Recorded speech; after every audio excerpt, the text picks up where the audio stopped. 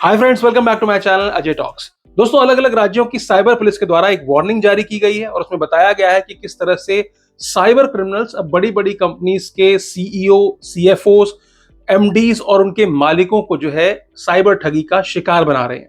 और छोटा मोटा नहीं, करोड़ों रुपए के मामले पिछले दिनों सामने निकल करके आए हैं।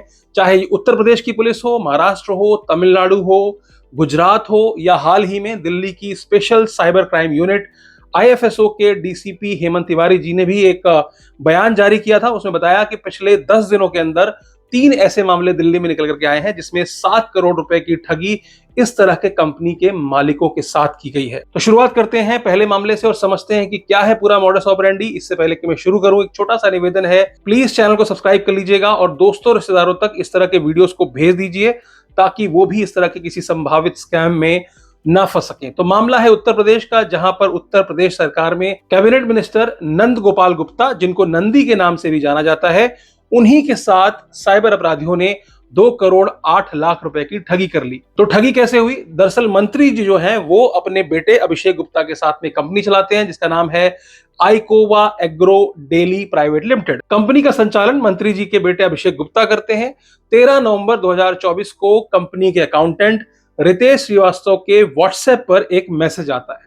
मैसेज अननोन नंबर से होता है, लेकिन उसकी जो डिस्प्ले पिक्चर होती है वो जानी पहचानी होती है, वो उनके मालिक अभिषेक गुप्ता की होती है। मैसेज में उनसे पूछा जाता है कि मैं एक मीटिंग में बैठा हुआ हूं और यहां पर कुछ नए प्रोजेक्ट की चर्चा चल रही है, इसलिए मुझे जानना है कि कंपनी में कितना फंड है। कंपनी में फंड की जानकारी लेने के बाद उनको 3 अलग अलग अकाउंट भेजे जाते हैं और बोला जाता है पहले अकाउंट में 68 लाख रुपए, दूसरे में 65 लाख रुपए और तीसरे में 75 लाख रुपए ट्रांसफर कर दो। इस तरीके से 3 अलग अलग बैंक अकाउंट्स में 2 करोड़ 8 लाख रुपए ट्रांसफर करा लिए जाते हैं। बाद में जब रितेश श्रीवास्तव अभिषेक गुप्ता से पूछते हैं कि ये जो भी रकम आपने ट्रांसफर कराई है, तो उनको पता चलता है कि ये एक फर्जी प्रोफाइल थी, एक फर्जी व्हाट्सएप नंबर था जिसके द्वारा रितेश श्रीवास्तव तक पहुंच बनाई गई और उनसे 2 करोड़ 8 लाख रुपए कंपनी के खाते से ट्रांसफर करा लिए गए। मामले की जब जांच शुरू हुई तो पता चला कि उन 3 बैंक अकाउंट से 100 अलग अलग बैंक अकाउंट्स में वो सारे के सारे पैसे ट्रांसफर कर दिए गए। जिनमें पैसों को ट्रांसफर कराया गया था उनका नाम क्या था? एक तो था R globalisation trading OPC private limited, दूसरा अकाउंट था जिसका नाम था लीडर ऑयल कॉर्पोरेशन लिमिटेड और तीसरा था गैलेक्सी इलेक्ट्रॉनिक्स। ये एक्सिस बैंक में खुला हुआ खाता था। तो ये 3 अकाउंट्स जो आपको सुनाई दे रहे हैं, सुनने में ऐसा ही लगता होगा कि हाँ यार हमारे मालिक हैं और वो किसी नए प्रोजेक्ट में इन्वेस्ट करना जा रहे होंगे जो कि लीडर ऑयल कॉर्पोरेशन लिमिटेड। आपको सुनने में लग रहा होगा कि कोई ऑयल कॉर्पोरेशन के साथ में कोई साझेदारी इनकी होगी, तो वहां एक न्यू प्रोजेक्ट में इनको पैसे देने होंगे, संभवतः इसलिए पैसे मंगाए गए। तो आपको जानकर हैरानी होगी कि इन 3 बैंक अकाउंट से 100 अलग अलग फर्जी बैंक अकाउंट्स में उन पैसों को ट्रांसफर कर दिया गया।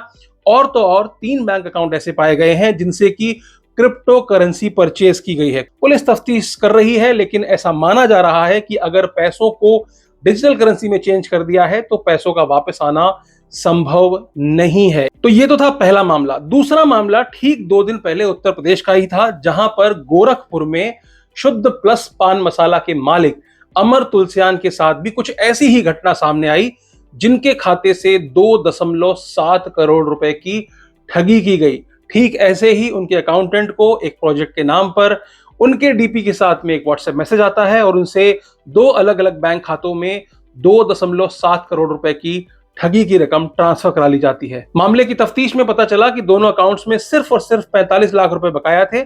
बाकी का सारा पैसा साइबर अपराधियों ने ठिकाने लगा दिया था। पुलिस ने ये पैसे फ्रीज कर लिए हैं। ऐसा ही एक मामला अहमदाबाद से निकल करके आया, जहां पर एक फाइनेंशियल एडवाइजरी फर्म जो है उसके सीईओ के साथ में भी 1.98 करोड़ रुपीस की ठगी हुई। ऐसा ही एक मामला मुंबई के मरीन लाइंस में काम करने वाले एक फाइनेंशियल ऑफिसर के साथ में हुआ। उनके भी ओनर की डीपी के साथ में उनको एक मैसेज आता है और उनसे पूछा जाता है कितना पैसा है।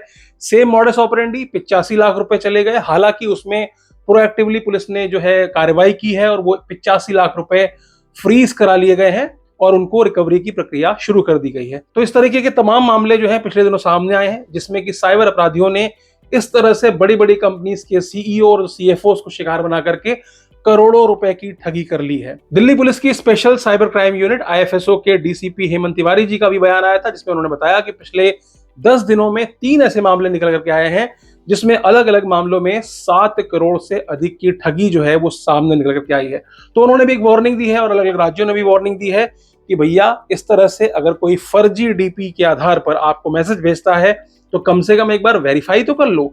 अब यहां हर मामले में अगर आप देखोगे तो कहीं ना कहीं एक अर्जेंसी क्रिएट की गई, स्टेट ऑफ अर्जेंसी थी कि मैं मीटिंग में बैठा हूं, बात नहीं कर सकता हूं और ये मेरा दूसरा नंबर है, इसको ऐड कर लो और अभी के अभी इस नई डील के तहत हमारी कोई नई डील हो रही है तो ये पैसे इन अकाउंट्स में ट्रांसफर कर दिए जाए।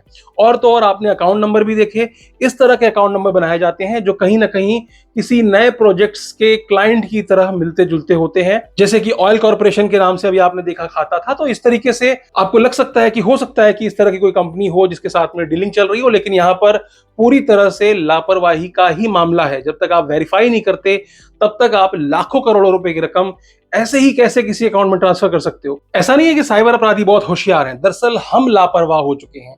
आमतौर पर बड़ी कंपनीज के सीईओ, सीएफओज, अकाउंटेंट्स, इस तरह के जो नंबर्स की डायरेक्टरी तमाम ऑनलाइन डायरेक्टरी में भी उपलब्ध होती है, जहां से साइबर अपराधी इस तरह की डिटेल्स को निकालते हैं। लिंक्डइन पे भी आपने देखा होगा तमाम इस तरह की इंफॉर्मेशन अवेलेबल होती है, वहां से उनकी पिक्चर डाउनलोड करते हैं और उसका इस्तेमाल इस तरह से व्हाट्सएप के नए अकाउंट में करके ऐसे ठगी को अंजाम दे रहे हैं। और ये आपको बता दूं कि कोई नया मामला नहीं है, 1-2 साल पहले मैंने भी वीडियो बनाया था। पहले ये हाई मॉम हाई डैड के नाम पर भी इस तरह का स्कैम चल रहा था, जहां पर साइबर अपराधी क्या करते थे।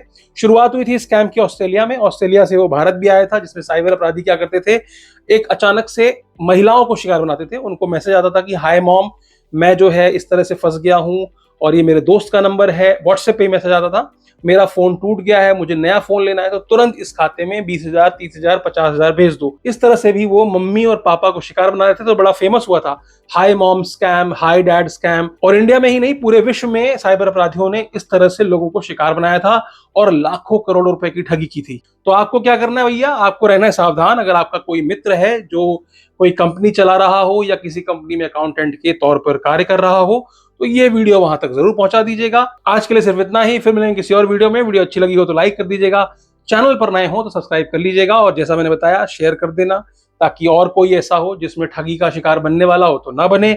और अंत में वही कहूंगा, हंसते रहिए, मुस्कुराते रहिए और साइबर सुरक्षित रहिए। वीडियो को अंत तक देखने के लिए आपका बहुत बहुत शुक्रिया।